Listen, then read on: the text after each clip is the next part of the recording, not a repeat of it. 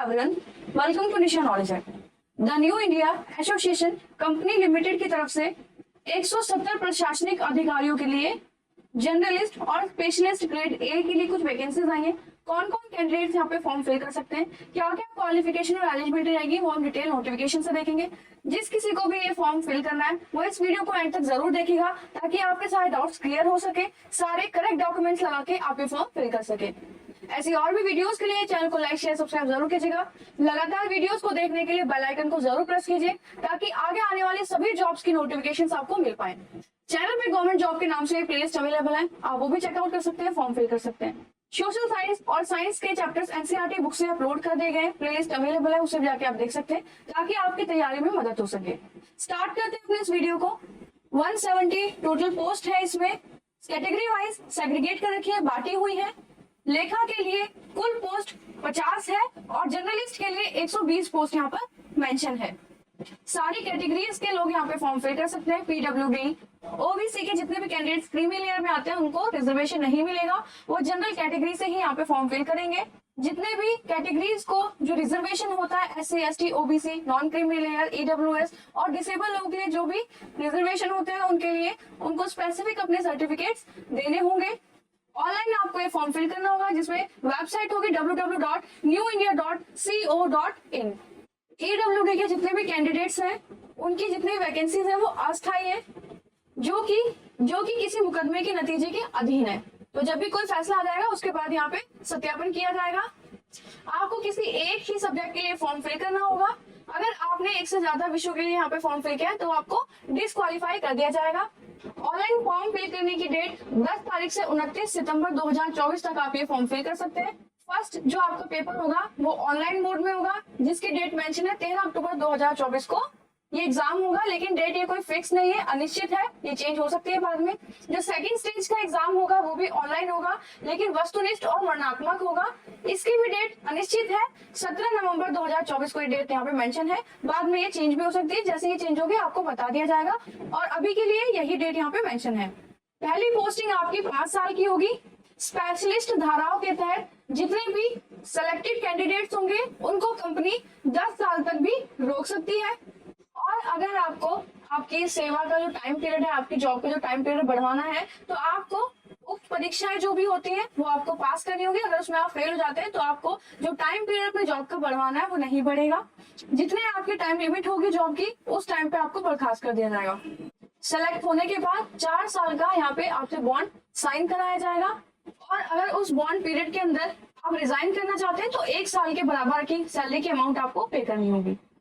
Education qualification में जितने भी कैंडिडेट्स यहाँ पे फॉर्म फिल करना चाहते हैं उनके पास स्नातक या स्नातकोत्तर की न्यूनतम योग्यता या किसी भी केंद्र सरकार द्वारा मतलब गवर्नमेंट से एफिलेटेड मान्यता प्राप्त बोर्ड से आपको स्नातक या स्नातकोत्तर आपको होना चाहिए, जिसमें आपके 60% मार्क्स होने चाहिए और रिजर्वेशन कैंडिडेट्स के लिए 55% मार्क्स यहाँ पे होने चाहिए। स्पेशलिस्ट के लिए उम्मीदवार के पास मतलब कैंडिडेट के पास नियम के अनुसार जो न्यूनतम योग्यता है, मिनिमम जो क्वालिफिकेशन है वो किसी मान्यता प्राप्त विश्वविद्यालय या केंद्र सरकार द्वारा मान्यता प्राप्त किसी भी समकक्ष योग्यता से होनी चाहिए। कौन कौन सी? लेखा के लिए जो मिनिमम क्वालिफिकेशन मांगी गई है वो चार्टर्ड अकाउंटेंट ICAI तथा management accountant the institute of cast accountant of India या भूतपूर्व ICWAI एवं किसी भी क्षेत्र में स्नातक स्नातकोत्तर में कितने मिनिमम 60% मार्क्स के साथ, और जो रिजर्वेशन कैटेगरी है उनके लिए 55%। तो यहाँ पे ये एजुकेशन क्वालिफिकेशन है लेखा के लिए, या फिर MBA की डिग्री होनी चाहिए आपके पास फाइनेंस में, या PGDM की होनी चाहिए फाइनेंस में, MCOM होनी चाहिए न्यूनतम 60% नंबर के साथ, और जितने भी रिजर्वेशन कैटेगरी है उनके लिए 55% यहाँ पे मार्क्स मांगे गए। जितने भी कैंडिडेट्स यहाँ पे फॉर्म फिल करना चाहते हैं उनकी जो डिग्री है वो कंप्लीट हो जानी चाहिए, रिजल्ट आ जाना चाहिए 1/9/2024 से पहले, तो वो कैंडिडेट्स यहाँ पे फॉर्म फिल कर सकते हैं। आपकी कम से कम 60% मार्क्स ही यहाँ पे आने चाहिए। 60% से कम अगर 59.99% मार्क्स में तो आप फॉर्म यहाँ पे फिल नहीं कर पाएंगे। मिनिमम एज 21 ईयर है और मैक्सिमम एज 30 ईयर है, मतलब 21 से 30 साल के जितने भी कैंडिडेट्स हैं फॉर्म फिल कर सकते हैं। अगर आपकी जो डेट ऑफ बर्थ 2 अगस्त 1994 से पहले और 1 अगस्त 2003 के बाद के तो आप फॉर्म नहीं यहाँ पे फिल कर सकते हैं। तो 2 अगस्त 1994 से पहले जितने भी कैंडिडेट और 1 अगस्त 2003 के बाद उनका बर्थ नहीं होना चाहिए। रिजर्वेशन कैटेगरीज के लिए यहाँ पे एज में रिलैक्सेशन है। अनुसूचित जाति और जनजाति को 5 साल, अन्य पिछड़ा वर्ग जो है नॉन क्रीमी के 3 साल, बेंचमार्क जो जितने भी डिसेबल कैंडिडेट्स उनके लिए 10 साल, जितने भूतपूर्व सैनिक हैं उनके लिए 5 साल। कार्यकाल यहाँ पे मेंशन है और कम से कम 1 वर्ष की अवधि में पूरा होगा।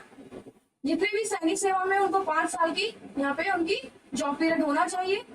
सैन्य सेवा में डेट मेंशन है और टाइम पीरियड है 5 साल। रिजर्वेशन के लिए जितने भी कास्ट सर्टिफिकेट है, डिसेबल कैंडिडेट्स के जो मेडिकल सर्टिफिकेट्स होते हैं, जो एक्स सर्विसमैन है उनके जितने भी सर्टिफिकेट्स होते हैं, जितने भी यहाँ पे डॉक्यूमेंट्स लगेंगे वो सारे उनके पास होने चाहिए। डिसेबल कैंडिडेट्स के यहाँ पे सारे बेंचमार्क्स मेंशन है कि कौन कौन से डिसेबिलिटी के हिसाब से कैंडिडेट यहाँ पे फॉर्म फिल कर सकते हैं। 10/8/2022 के अनुसार स्क्राइब को यूज करने की परमिशन यहाँ पे दी गई है। स्क्राइब की जो व्यवस्था है वो कैंडिडेट को खुद के पैसों से ही करनी होगी। अपनी स्ट्रीम से किसी अलग स्ट्रीम का ही आपका स्क्राइब होना चाहिए और एक प्रमाण पत्र आप अपने साथ रखेंगे स्क्राइब के लिए। और स्क्राइब की जानकारी जब आप फॉर्म फिल करेंगे आपको अच्छे से फिल करनी है वहां पर। और जो स्क्राइब का यूज कर रहे हैं उन कैंडिडेट्स को 3 घंटे के ऊपर 20 मिनट फालतू दिए जाएंगे। और scribe the new India association company limited का कोई भी जो वर्तमान कर्मचारी है उसे आप स्क्राइब के लिए यूज नहीं करेंगे। अगर किसी पर्सन को 40% विकलांगता है देखने में तो वो कैंडिडेट बड़े फॉन्ट का यूज कर सकता है और उसको भी हर 1 घंटे के ऊपर 20 मिनट फालतू दिए जाएंगे। तो डिसेबल कैंडिडेट यहाँ पे 40% अगर उनकी डिसेबिलिटी है तो उनको हर घंटे के ऊपर 20 मिनट फालतू दिए जाएंगे।